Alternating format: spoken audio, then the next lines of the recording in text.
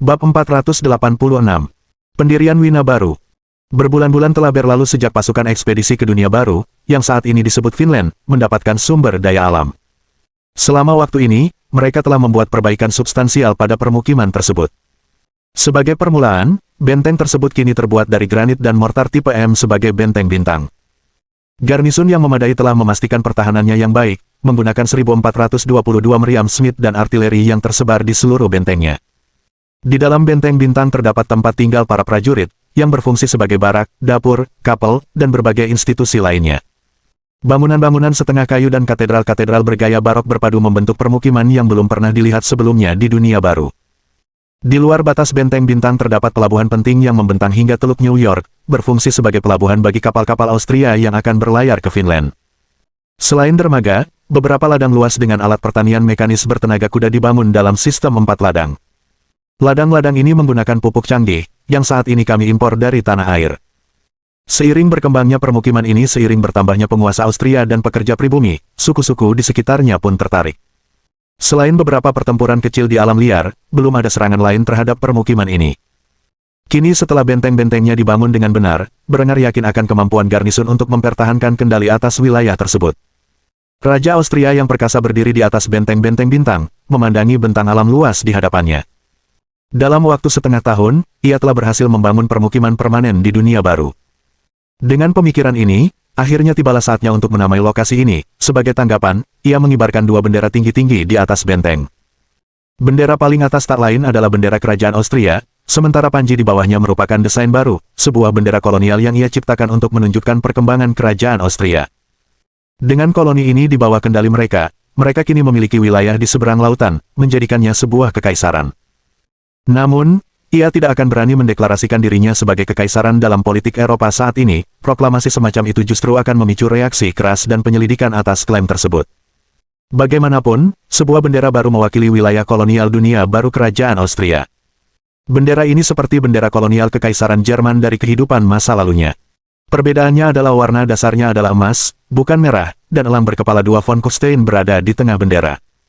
Sementara tentara Austria berdiri di bawah, mereka memberi hormat saat kedua bendera dikibarkan. Berengar segera memanggil rakyatnya dan mendeklarasikan pembentukan resmi koloni seberang laut yang baru.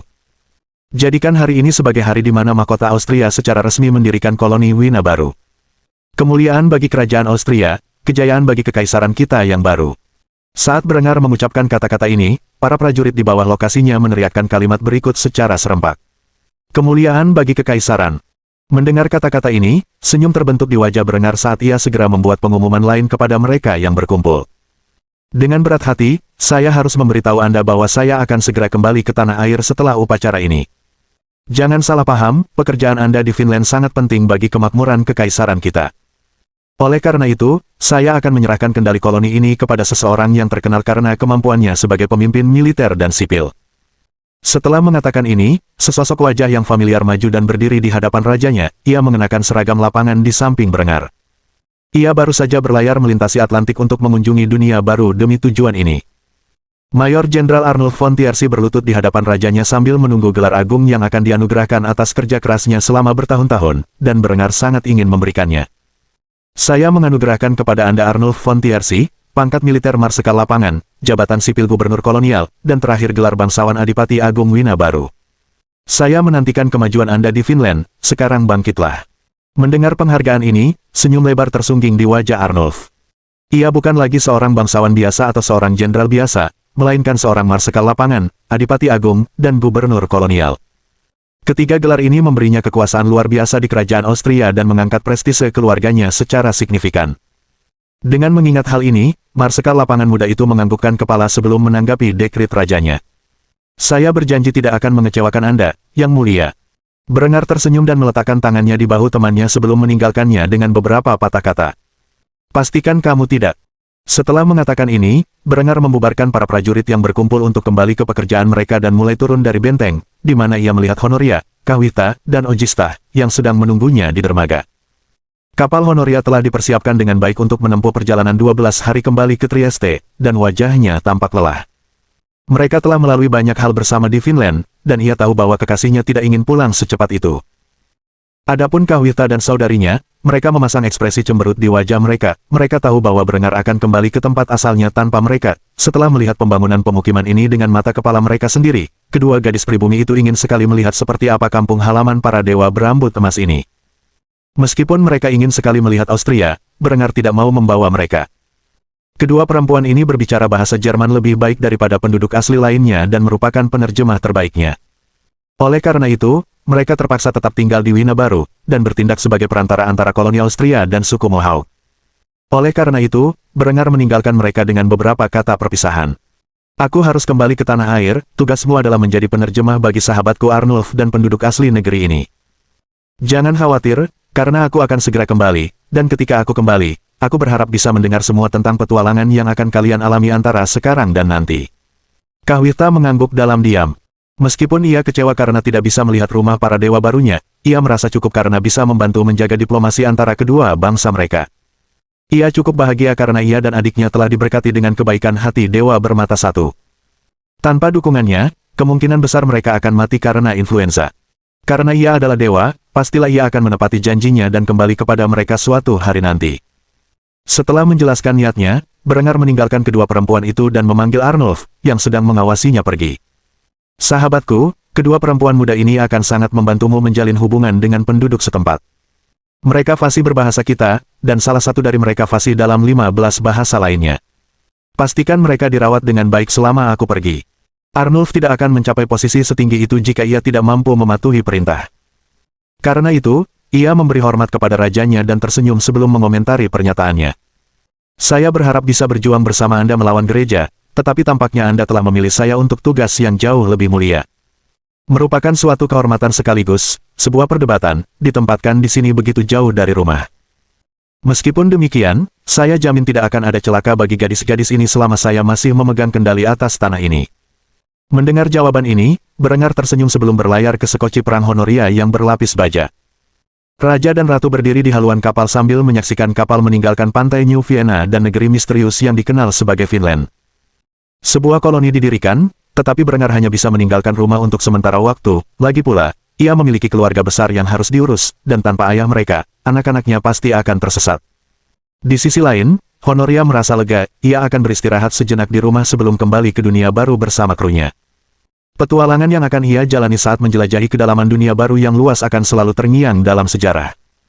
Ia harus mengakui, jika bukan karena pilihannya untuk melarikan diri ke Kufstein, ia tak akan pernah mendapatkan kebebasan dan petualangan seperti ini. Ia hanya berterima kasih kepada satu pria untuk semua ini. Dengan mengingat hal itu, ia bersandar di bahu suaminya dan mencium pipinya. Untuk sesaat, Berengar yakin ia mendengar gadis itu berbisik di telinganya. Terima kasih untuk segalanya. Namun, ketika ia menatap wajah cantiknya, seolah-olah wanita itu tak pernah berkata sepatah kata pun. Sebaliknya, wanita itu menatapnya dengan tatapan penuh tanya. Menanggapi hal ini, Berengar terkekeh sambil melirik Cakrawala, perjalanan pulang akan berjalan tanpa hambatan. Adapun apa yang menantinya di Kufstein, ia baru akan mengetahuinya ketika akhirnya kembali. Bab 487 Kelinci Kecil. Di dalam istana musim panas persemakmuran Polandia-Lituania tinggal keluarga kerajaan Polandia, yang nyaris lolos dari pembantaian di Krakow. Raja Polandia menatap peta di seberang mejanya yang menunjukkan informasi intelijen terbaru yang diterimanya tentang pergerakan Austro-Bohemain. Dengan hancurnya Krakow, Raja Polandia kehilangan ibu kotanya dan memindahkannya ke Warsawa. Meskipun demikian, Eckhard tidak menunjukkan tanda-tanda akan menghentikan lajunya. Mengapa ia harus melakukannya? Total pasukan Austria Bohemia sekitar 100.000 orang, semuanya dipersenjatai dengan persenjataan yang jauh lebih unggul daripada pasukan persemakmuran abad pertengahan. Ekspresi kekalahan terpancar di wajah raja yang menua dan lesu. Mimpi buruk apa yang telah ia timbulkan? Rumor-rumor itu benar. Berengar von Kufstein adalah inkarnasi fisik iblis, seorang pria yang pasukannya memiliki kekuatan supernatural untuk mengalahkan lawan manapun yang mereka temui. Namun, ia tidak bisa begitu saja menuntut perdamaian, karena Austria telah menyatakan tuntutan mereka dengan jelas, dan permintaan tersebut akan memaksa persemakmuran Polandia-Lituania untuk tidak hanya menyerahkan semua keuntungan yang telah diperolehnya dari negara tetonik, tetapi juga sebagian besar wilayah mereka yang telah ada sebelumnya. Saat ia meratapi pilihannya, putrinya yang masih kecil, yang usianya tak lebih dari 5 tahun, menghampirinya dengan raut wajah khawatir yang seperti boneka. "Papa, kapan kita pulang?" Senyum getir tersungging di wajah raja. Lagi pula, ia belum memberitahu gadis itu bahwa ia tak punya rumah untuk pulang di Krakow. Maka, ia berlutut dan meletakkan tangannya di bahu gadis kecil berambut coklat itu, mencoba menghiburnya. Nataliaku sayang, kita akan segera pulang. Kamu harus sabar, beberapa orang jahat sedang mencari kita, para ksatria Polandia yang pemberani harus melawan mereka agar kita bisa pulang dengan damai. Gadis itu menatap ayahnya dengan mata biru bajanya penuh rasa ingin tahu, ia tidak begitu mengerti apa yang sedang terjadi atau mengapa mereka harus meninggalkan rumah mereka begitu cepat. Namun, ayahnya telah berpesan agar ia bersabar agar ia mau melakukannya. Gadis kecil itu memeluk erat kaki ayahnya sambil mengungkapkan isi hatinya. Baiklah, ayah. Saat adegan memilukan ini berlangsung, kakak laki-laki gadis itu memasuki ruangan, mengenakan baju zirah plat dari ujung kepala hingga ujung kaki, dan mengenakan jubah kerajaan. Dilihat dari raut wajahnya yang tegas, Raja Polandia dapat menduga bahwa ia membawa kabar buruk, sehingga ia memerintahkan putrinya untuk pergi ke tempat lain. Natalia, sayangku, pergilah cari ibumu dan adikmu, ada banyak hal yang harus kubicarakan dengan kakakmu. Gadis kecil itu langsung tersenyum dan mengangguk sebelum melakukan apa yang diperintahkan. Ia melambaikan tangan kepada kakak laki-lakinya saat ia melewatinya dan berjalan menuju tempat ibunya berada. Pangeran Polandia baru memecah keheningannya setelah gadis itu menghilang dari pendengarannya. Ia melakukan ini dengan melemparkan sepucuk surat kepada ayahnya, segelnya rusak, tetapi surat itu memuat lambang militer Austria. Sang raja membaca sekilas isinya sebelum sang pangeran merangkum apa yang ada di dalamnya. Marsekal Lapangan Austria memohon kita untuk menyerah dan tunduk pada persyaratan yang telah ditetapkannya sebelumnya. Jika tidak, ia bersumpah untuk maju ke Warsawa dan menghancurkan setiap jejak peradaban Polandia. Seketika mata sang raja terbelalak karena marah saat ia merobek surat itu sebelum mengutuk para pesaingnya dari barat. Orang Austria sialan, siapa yang mereka pikir mereka campur tangan dalam perang kita dengan Ordo Teutonik. Selama berabad-abad kita harus menderita penyiksaan di tangan bajingan-bajingan itu, dan tepat ketika kemenangan ada di tangan kita, kemenangan itu dirampas dari kita oleh si pendatang baru dari selatan ini. Meskipun kata-kata kasar ayahnya, Pangeran Polandia sama sekali tidak bermusuhan dengan Austria, tidak seperti raja, ia telah menyaksikan sendiri kekuatan destruktif yang dikerahkan Eckhard dan para prajuritnya. Ada alasan mengapa ia secara pribadi menyampaikan surat itu kepada ayahnya, daripada mengirim seorang utusan. Ia tidak ingin terlibat dalam pertempuran dengan musuh, oleh karena itu, ia telah memimpin pasukannya kembali ke ibu kota untuk menyampaikan surat ini secara langsung. Setelah mengenang kebrutalan pasukan Austria dan daya ledak yang mereka miliki, sang pangeran melepaskan kedok kekuatannya dan mulai memohon kepada ayahnya untuk berdamai. Ayah, aku sarankan kita menuruti tuntutan mereka. Austria terlalu kuat untuk dilawan. Kau beruntung mereka hanya meminta wilayah yang diduduki oleh orang Jerman. Aku telah melihat senjata yang mereka gunakan di medan perang, bahkan sebelum para kesatria kita sempat mendekat, mereka dilahap api neraka Austria. Kudengar Raja Austria punya putra muda yang kira-kira seusia Natalia, dan mungkin kita bisa membeli kedamaian dengan mengatur pernikahan mereka berdua. Mungkin mereka bahkan bisa mengurangi jumlah wilayah yang mereka inginkan. Raja Polandia tidak bereaksi seperti yang diharapkan putranya. Sebaliknya, ia langsung memukul wajah pemuda itu sekeras yang ia bisa. Pukulan itu membuat pemuda itu berlutut sambil menatap wajah ayahnya yang murka dengan kaget. Kau mengusulkan agar aku menyerahkan semua yang telah kutaklukkan kepada Austria dan menjual putriku tercinta kepada baron rendahan ini yang berani menyebut dirinya raja seolah-olah dia pelacur biasa. Kalau kau bukan anakku, lidahmu akan kupotong karena mengusulkan lelucon seperti itu. Sang pangeran memuntahkan genangan darah dari mulutnya dan menggerakkan rahangnya. Pukulan keras yang dilancarkan ayahnya sungguh tak terkira, meskipun demikian, ia tetap bersikap menantang. Ia mati-matian berusaha meyakinkan Raja Polandia untuk menyerah. Ayah, kau belum melihat pasukan mereka seperti aku, mereka punya 100.000 orang yang mampu membantai pasukan kita seolah-olah mereka hanyalah serangga. Yang tersisa dari medan perang setelah kekalahan kita hanyalah gurun hangus, seolah-olah neraka telah disulap ke tanah ini. Mendengar kata-kata tersebut, sang raja kembali marah, hampir saja ia memukul putranya lagi sebelum akhirnya berhasil menenangkan diri. Setelah menarik napas dalam-dalam, ia mengembuskannya berat-berat sebelum memuliahi putra sulungnya. Aku tak ingat pernah membesarkan anak pengecut seperti itu, kau telah mempermalukan dirimu sendiri dan keluarga ini, bukan hanya karena tindakanmu, tetapi juga karena kata-katamu. Iwan, anakku, dengan ini aku perintahkan kau untuk memimpin sisa pasukan kita dan maju untuk menghadapi pasukan Austria Bohemia dalam pertempuran terbuka, kau akan kembali dengan kemenangan atau tidak sama sekali. Pangeran Polandia yang dikenal sebagai Iwan hampir tidak mempercayai kata-kata ayahnya, ini pada dasarnya adalah hukuman mati. Meskipun demikian, ia terikat kehormatan untuk memenuhi perintah raja sebaik mungkin. Pria itu mengepalkan tinjunya dalam kesedihan dan kemarahan saat ia perlahan-lahan mulai menerima takdirnya. Setelah terdiam beberapa saat, ia menghela napas berat sebelum mengangguk setuju. Jika itu perintah yang mulia. Setelah mengucapkan kata-kata itu, Iwan meninggalkan kamar tempat ayahnya tinggal, ia melangkah cepat menuju pintu keluar kastil, di mana ia melihat adik perempuannya, Natalia, mengintip dari balik pintu. Gadis itu segera berlari menghampiri kakak laki-lakinya, dan memeluknya erat-erat. Senyum getir tersungging di wajah Pangeran Polandia ketika gadis muda itu dengan polos bertanya kemana ia akan pergi. "Kakak, kamu mau pergi kemana?" Meskipun ia berusaha untuk tidak menunjukkan kesedihannya kepada sang putri yang polos dan naif, mata biru gelapnya akhirnya mengungkapkan ratapan yang terdalam di hatinya. Ia memaksakan senyum di bibirnya sebelum menepuk kepala gadis itu. "Natalia, adikku, aku diperintahkan oleh ayah kita untuk merebut kembali tanah yang dirampas dari kita oleh Austria dan sekutu Bohemia mereka. Aku takut aku harus meninggalkanmu lagi." Gadis itu terlalu muda untuk menyadari bahwa saudara laki-lakinya sedang berperang melawan musuh yang tidak mungkin dimenangkannya, sehingga dia memiringkan kepalanya dengan ekspresi penasaran sebelum menanyakan pertanyaan yang ada dalam benaknya. "Kau akan kembali, kan?" Meskipun Iwan ingin meyakinkan gadis itu bahwa ia akan pulang dengan selamat, jauh di lubuk hatinya ia tahu bahwa ini sebenarnya adalah lagu perpisahannya. Maka ia tersedak kalimat yang telah ia persiapkan dan hanya mengangguk dalam diam. Melihat raut wajah muram kakak laki-lakinya, Natalia tahu ada yang tidak beres dan langsung memberikan mainan kesayangannya, sebuah boneka kelinci kecil. Dengan senyum ceria di wajahnya, gadis itu berbicara kepada kakak laki-lakinya dengan secercah harapan di matanya. "Sini, pegang Kasper. Pastikan kalian berdua pulang dengan selamat."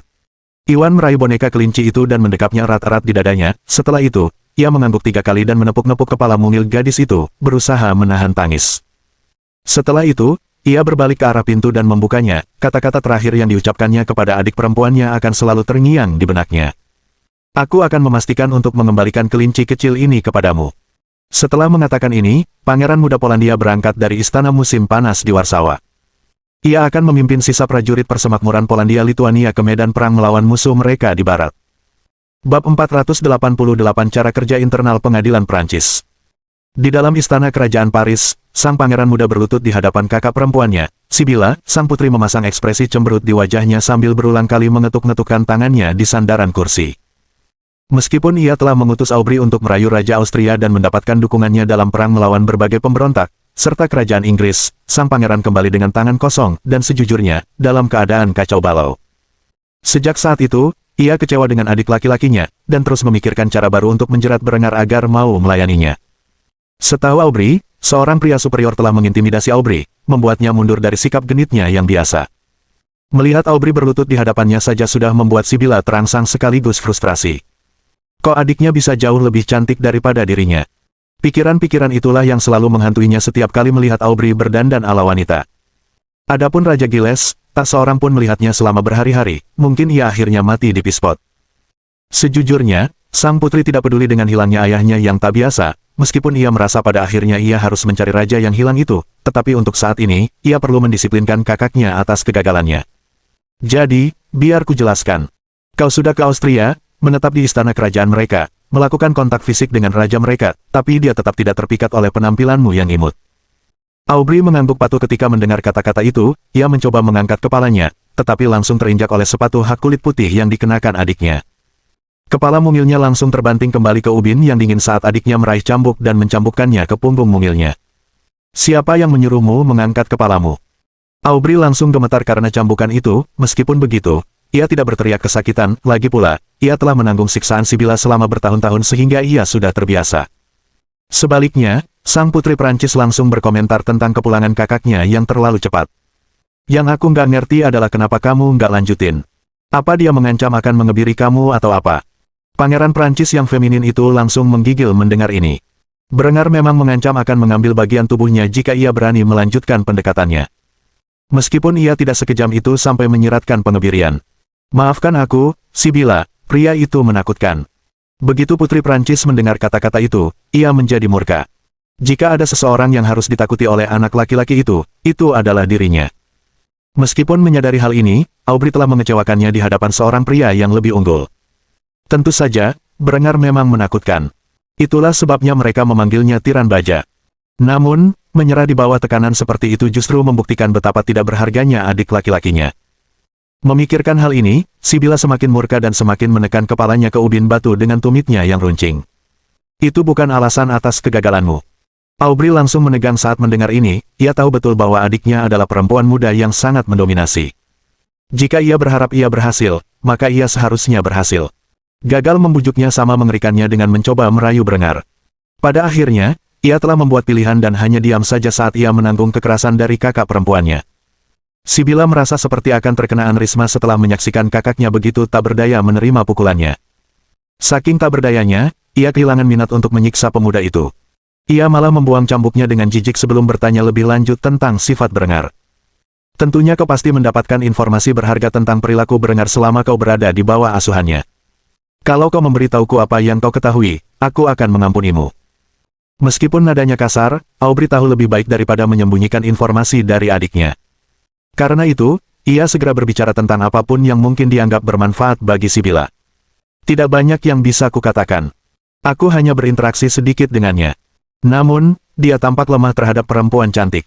Namun, dia tidak tertarik padaku. Rupanya dia membenci pasangan sesama jenis. Ini bukan hal baru bagi Sibila. Ia sudah menerima informasi seperti itu dari kakaknya ketika ia baru pulang dari Austria. Karena itu, ia menjadi kesal dan menginjak kepala kakaknya sekali lagi. Aku kehilangan kesabaran. Aubrey segera bersujud lebih jauh kepada saudara perempuannya sebelum meminta maaf. Dia benar-benar tidak memiliki informasi tambahan untuk diberikan kepadanya. Maafkan aku, saudari.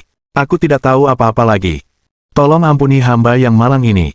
Sibila mendesah berat sambil menyandarkan kepalanya di tangannya. Ia tak percaya kakaknya telah gagal total merayu Berengar. Setidaknya, Berengar bisa mendapatkan beberapa wawasan berharga tentang karakternya yang akan membantunya dalam upayanya memaksanya tunduk. Untuk membuat Aubrey ketakutan seperti itu, Berengar pastilah sosok yang sangat menakutkan dan dominan. Lagi pula, ia telah melatih Aubrey untuk menjadi sangat penurut. Hanya ini informasi berguna yang bisa ia kumpulkan dari seluruh cobaan ini.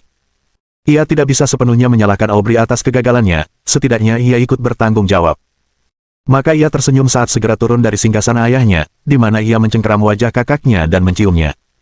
Jika ada orang lain yang menyaksikan hubungan aneh antara dua saudara kandung Prancis ini, mereka pasti akan langsung merasa jijik. Namun, mereka sebenarnya hanya berdua, sehingga ia bisa terang-terangan menunjukkan rasa sayangnya yang lebih besar. Setelah mencium Aubrey beberapa saat, Sibila melepaskan genggamannya namun tetap mencengkeram rahangnya erat-erat. Sambil melakukannya, ia membisikkan sesuatu di telinga Aubrey.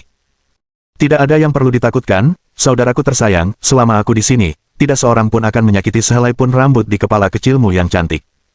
Jawaban ini langsung meredakan kecemasan di hati Aubrey, namun, sedetik kemudian, seringai licik muncul di wajah gadis itu, membuatnya meringis sekali lagi. Sibila dengan bangga berdiri dan menyatakan niatnya kepada kakaknya. Baiklah, karena kau gagal merayu Raja Austria dengan benar, kurasa sekarang giliranku untuk merebut hatinya. Lagi pula, kudengar Raja Berengar sepertinya tidak bisa menahan diri, seharusnya mudah saja untuk memikatnya. Meskipun Aubrey mencoba protes, begitu ia terkesiap, adiknya menatapnya dengan tatapan dingin, yang langsung membuatnya menutup mulut. Yang akhirnya ia lakukan hanyalah mendesah sebagai jawaban sebelum mengajukan pertanyaan yang ada di benaknya. Bagaimana dengan ayah? Apakah dia tahu bahwa kamu ingin meminta bantuan Austria dalam konflik ini? Sibila langsung mendengus mendengar kata-kata itu sebelum mengutarakan isi pikirannya.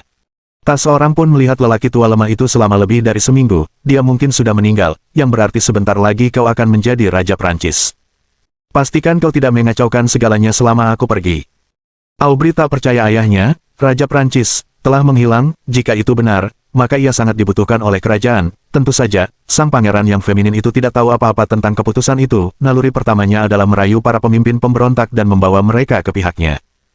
Namun, hal itu lebih mudah diucapkan daripada dilakukan mengingat para pemimpin pemberontak yang paling berkuasa ini berada dalam revolusi terbuka semata-mata karena sifat asmara sang pangeran. Pangeran Prancis terpaksa menyetujui tuntutan adiknya. Ia menundukkan kepala dengan hormat saat menuntun perempuan muda itu turun dari singgasana ayahnya, tempat kedua saudara kandung itu berangkat menuju tempat tinggal mereka. Banyak persiapan yang dibutuhkan jika ia sungguh-sungguh ingin memenangkan Berengar ke pihaknya. Apakah ia tertarik pada pria itu tidaklah penting, yang terpenting adalah Sibila percaya bahwa Raja Austria memiliki tujuan untuk dilayani, sehingga ia berencana memerasnya sampai kering sebelum menyingkirkannya seperti yang selalu dilakukannya. Pria mana yang bisa membuatnya terkesan dan berstandar tinggi? Saat Sibila bersiap berangkat menuju kerajaan Austria, Berengar dan Honoria sudah setengah jalan dalam perjalanan kembali ke tanah air. Ketika pasangan itu akhirnya tiba, mereka akan diperkenalkan dengan banyak masalah yang terjadi selama ketidakhadiran mereka, seperti mutilasi Pangeran Decentius dan kedatangan seorang pelacur Prancis lainnya. Saat itu, Berengar sudah tidak sabar lagi dengan permainan Sibila dan akan jauh lebih belak-belakan dalam metodenya untuk menjamu kehadirannya dibandingkan dengan saudara laki-lakinya yang jalang dan feminin. Dia tidak punya waktu untuk menanggapi ajakan keluarga kerajaan Prancis, karena ada hal-hal yang lebih penting yang dipertaruhkan, seperti perang melawan koalisi timur, kolonisasi dunia baru, dan membantu Bizantium dalam kampanye terbarunya melawan saingan mereka di barat daya. Bab 489 segalanya akan menjadi menarik. Berengar dan Honoria sudah mulai berlayar dari koloni Wina baru kembali ke tanah air. Setelah sekitar 2 minggu, Raja dan Ratu Austria tiba di Trieste. Saat mereka tiba, sebuah telegraf dikirim kembali ke ibu kota untuk memberitahu mereka tentang kedatangan Raja. Berengar memutuskan untuk mengamati perkembangan di kota pelabuhan utama tersebut. Ia menyaksikan perluasan galangan kapal dan pabrik-pabrik di dekatnya yang dirancang untuk memproduksi komponen-komponennya. Dengan anggukan diam tanda setuju, ia dan istri tercintanya menuju kereta, tempat mereka mulai berangkat dari kota pelabuhan menuju ibu kota kerajaan Austria. Setelah beberapa jam, lokomotif uap dan gerbong-gerbong kereta di belakangnya berhasil melintasi pegunungan Alpen Austria dan memasuki kota Kufstein, yang setelah bertahun-tahun telah menjadi kota metropolitan yang ramai, dikelilingi oleh lahan pertanian yang subur dan berhektar-hektar. Berengar tidak mengumumkan kepergiannya secara terbuka selama kepergiannya. Sebaliknya, ia terus-menerus membayangkan dirinya terjebak di dalam istana sambil bekerja keras. Maka, ketika ia turun dari kereta, orang-orang tidak terlalu mempermasalahkannya. Mereka malah berasumsi ia sedang mengunjungi kota lain untuk urusan bisnis. Namun, seperti biasa, kerumunan yang cukup besar berkumpul di sekelilingnya dan pengawalnya. Lagi pula, tidak setiap hari rakyat jelata bisa menyaksikan kehadiran agung raja mereka. Setelah digiring oleh pengawal kerajaannya ke istana, Berengar segera membuka pintu rumahnya, dan keluarganya langsung menyambutnya. Ini bukanlah reuni pertama yang ia alami bersama mereka setelah menghilang selama berbulan-bulan, meskipun demikian, momen itu tetap terasa emosional. Anak-anak Berengar, atau setidaknya mereka yang bisa berjalan, langsung berhamburan ke pelukannya, membuat ibu mereka kesal karena harus berjuang keras untuk menjadi yang pertama menyambut suami mereka pulang. Namun, Berengar tidak mempermasalahkan hal ini dan menyambut Hans dan adik perempuannya, Helga, dengan tangan terbuka. Senyum lebar tersungging di wajah anak laki-laki itu saat ia melompat ke pelukan ayahnya. "Ayah, selamat datang di rumah." Berengar segera menepuk-nepuk rambut pirang stroberi anak laki-laki itu dan mulai bercanda dengannya. "Hans, kamu sudah tumbuh besar sejak terakhir kali aku melihatmu. Sebentar lagi, kamu akan berperang menggantikanku." Komentar ini membuat anak laki-laki itu tersenyum lebih lebar saat ia dengan bangga menyatakan pikirannya kepada ayahnya. "Jangan khawatir, ayah. Aku akan menunjukkan kepada dunia kekuatan Austria dan rakyatnya." Menanggapi hal ini, Berengar terkekeh sebelum mengacak-acak rambut anak laki-laki itu sekali lagi. Setelah melakukannya, dia mengalihkan perhatiannya kepada putri sulungnya. "Helga, apakah kamu berperilaku baik?" Gadis itu agak malu-malu dan bersembunyi di balik kakaknya sambil menganggukkan kepala dalam diam menanggapi pertanyaan ayahnya.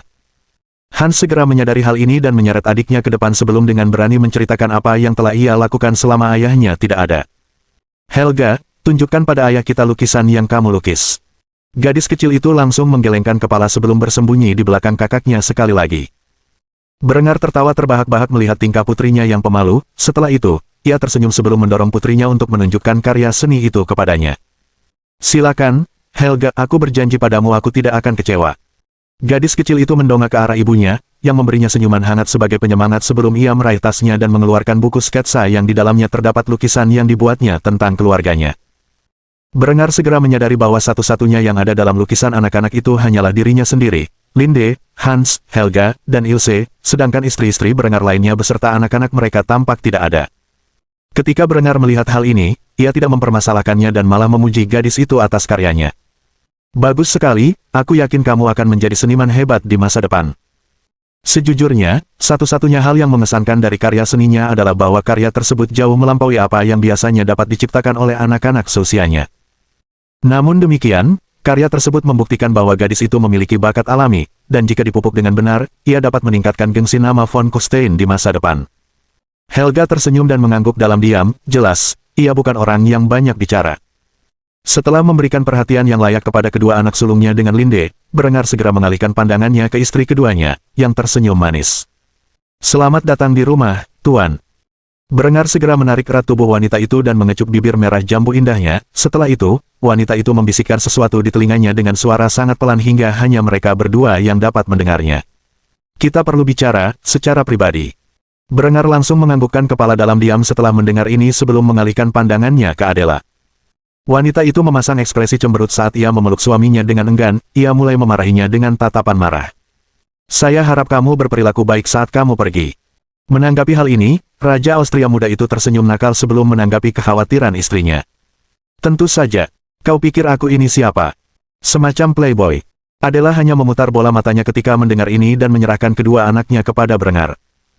Kedua bayi ini masih terlalu kecil untuk berbicara, meskipun demikian, Berengar menunjukkan kasih sayang kepada mereka dengan mencium kening mereka sebelum menyerahkan mereka kembali kepada ibu mereka. Setelah itu, ia menghampiri istri keempatnya, Yasmin, yang tampak sedang hamil, perutnya yang buncit berisi buah cinta mereka. Ia tersenyum puas saat menyambut suaminya. Selamat datang kembali, suamiku, kuharap perjalananmu berjalan lancar. Raja Austria muda itu menganggukkan kepalanya dan memeluk wanita itu serta mencium pipinya sebelum menjawab.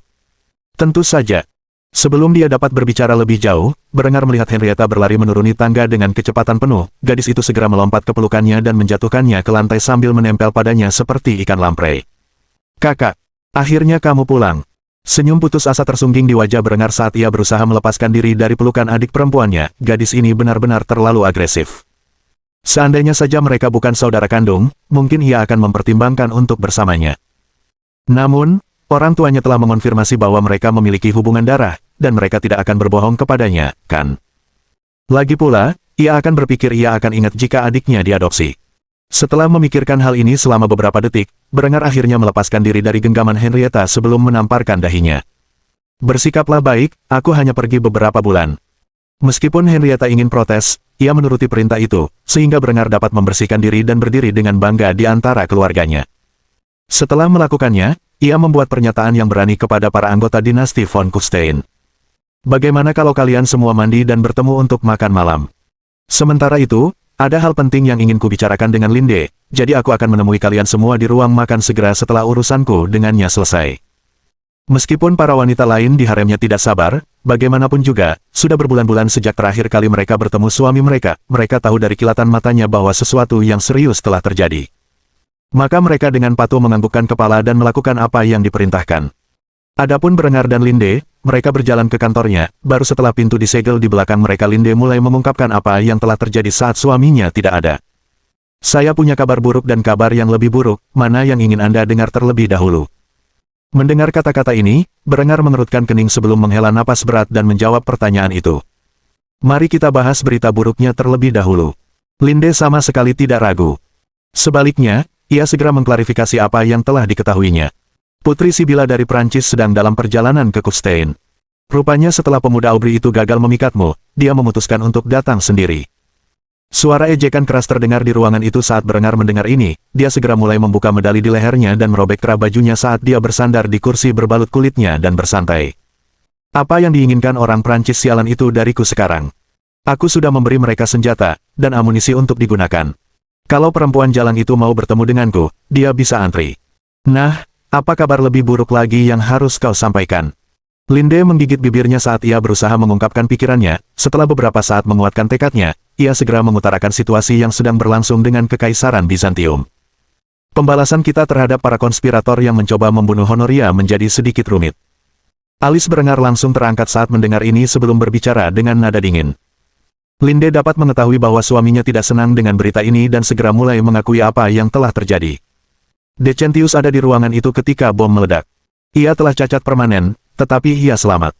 Untungnya, kami berhasil menetapkan tanggung jawab serangan itu pada Kesultanan Mamluk, tetapi saya yakin Kaisar Vetranis mencurigai keterlibatan kami. Hubungan antara kerajaan kami dan Kekaisaran di Timur akan tegang untuk beberapa waktu. Keheningan menyelimuti kantor raja selama beberapa saat sebelum akhirnya ia berkata. Hanya itu saja. Meski nadanya tenang, Linde menyadari ada nada marah dalam suaranya, karena itu, dia menundukkan kepalanya dengan hormat sebelum mengutarakan pendapatnya. Saya akan bertanggung jawab penuh atas kegagalan ini. Berengar mencemooh saat mendengar ini sebelum mengucapkan kata-kata dalam benaknya. Kamu diberhentikan, Linde. Linde segera meninggalkan ruangan setelah mendengar perintah ini, meninggalkan Berengar sendirian dengan pikirannya. Setelah beberapa menit hening, akhirnya ia menghela napas sebelum mengungkapkan isi hatinya. Sepertinya segalanya akan menjadi menarik. Bab 490 Otoritas Mutlak. Berengar duduk di singgasananya sambil mengetuk-ngetuk sandaran lengannya, di sebelah kirinya adalah Linde, dan di sebelah kanannya adalah Adela. Mereka bertiga menatap ke bawah tahta Austria, menyaksikan sang putri Prancis menundukkan kepalanya dengan hormat. Sekilas pandang, Berengar langsung menyadari bahwa pria itu sama sekali tidak seperti ayahnya. Pria ini memegang kekuasaan absolut dengan rasa takut sekaligus hormat. Namun, yang benar-benar menarik perhatiannya adalah gadis berambut merah di sampingnya. Linde menatap Sibila dengan tatapan penuh penghinaan. Tatapan ini tak luput dari perhatian putri Prancis, dan jika ia selemah kakaknya, ia pun mungkin akan menyerah pada tekanan yang dipancarkan wanita ini. Sebaliknya, ia hanya bersikap hormat seperti layaknya seorang raja asing. Namun, kata-kata Berengar selanjutnya langsung membuat wanita muda itu murka. Saya tidak punya waktu untuk menjamu putri Raja Prancis. Saya sangat sibuk saat ini, fakta bahwa saya meluangkan waktu dari jadwal saya yang padat untuk menyambut kedatangan Anda adalah rasa hormat terbesar yang dapat saya berikan kepada seorang wanita dengan kedudukan seperti Anda. Setelah sikap tidak hormat yang begitu kentara, saudaramu menunjukkan kepadaku bahwa kau beruntung aku tidak merebut kepalanya. Sekarang ayahmu mengirimmu sebagai gantinya. Untuk apa kau mengganggu kedamaianku? Sibila terkejut ketika mendengar nada dingin dan tak berperasaan yang biasa diucapkan Berengar kepadanya. Ia belum pernah diperlakukan setidak hormat ini sebelumnya, bahkan, Berengar bahkan tak repot-repot mengomentari kecantikannya. Lagi pula, untuk apa? Padahal di sisinya ada dua perempuan yang jauh lebih menarik daripada Sibila. Membayangkan dirinya tak sebanding dengan para perempuan di sisi Berengar semakin membakar hati Sibila yang kelam. Akhirnya, ia terpaksa meredakan amarahnya yang semakin memuncak dan mendesah berat sebelum menjawab. Saya datang untuk bernegosiasi agar Anda terus mendukung saya dalam perang yang sedang berlangsung di kerajaan saya melawan pemberontak dan Inggris. Mohon pertimbangkan apa arti aliansi antara kedua keluarga kita. Mendengar kata-kata itu, Berengar langsung mendengus dan membenamkan wajahnya di kepalan tangannya. Setelah itu, ia menjawab dengan nada yang sama tabahnya seperti sebelumnya. Aku sudah memberi keluargamu cukup senjata dan amunisi untuk memenangkan perang kecilmu. Saat ini, senjataku seharusnya sudah tiba dan sedang digunakan oleh rombongan saudaramu. Jika ayahmu menginginkan pasukan Austria di tanah Prancis, aku khawatir itu bukan sesuatu yang ingin kulakukan. Kalau Anda tidak tahu, saat ini kita sedang berperang dengan koalisi timur dan akan segera terlibat dalam perang defensif melawan dunia Katolik, yang saya kira termasuk kerajaan Anda, bukan? Sibila menggigit bibirnya karena kesal, ia tak terbiasa beradu argumen dengan seseorang yang begitu cerdas dan sama sekali tak peduli pada bangsanya. Bagi dunia abad pertengahan, Prancis adalah kekuatan yang signifikan, tetapi Berengar memandang mereka seolah tak berharga. Gagasan bersekutu dengan Prancis terasa menggelikan baginya, yang semakin menyulut amarah yang sedang dialami putri Prancis. Namun, layaknya seorang diplomat yang terampil, ia mengesampingkan harga dirinya dan menawarkan insentif kepada Austria untuk menghidupi keluarganya. Aku tidak tahu apakah kau tahu ini, tapi ayahku, Raja Giles, sedang hilang saat ini. Saudaraku, Aubry, bertindak sebagai wali penggantinya. Jika kau berjanji mendukung Wangsa de Valois, aku berjanji akan ada banyak hadiah, uang, wilayah, wanita, apapun yang kau inginkan, kau akan mendapatkannya. Berengar tidak langsung menanggapi tawaran ini. Ia malah mengambil minuman dari piala tengkoraknya, benda yang sudah lama tidak ia bersihkan karena sifatnya yang lebih mengintimidasi. Namun, dalam sebuah pertemuan dengan seorang anggota keluarga kerajaan Prancis, ia merasa pantas untuk mengeluarkan relik tua ini dan memamerkannya. Setelah meneguk anggur merah di dalam piala, Berengar meletakkan piala itu di salah satu sandaran lengannya dan mencondongkan tubuh ke depan sebelum menanggapi pernyataan para putri Prancis. Apakah menurutmu aku kurang dalam hal-hal itu? Aku sudah bilang sebelumnya, aku tidak berniat menempatkan tentara Austria di tanah Prancis, namun, karena kau bilang saudaramu bertindak sebagai wali, tentu saja dia memberimu sedikit kekuatan negosiasi. Kalau tidak, mengapa kau ada di wilayah kekuasaanku? Sibila langsung menganggukkan kepalanya dan menanggapi dengan senyum menawan. Tentu saja.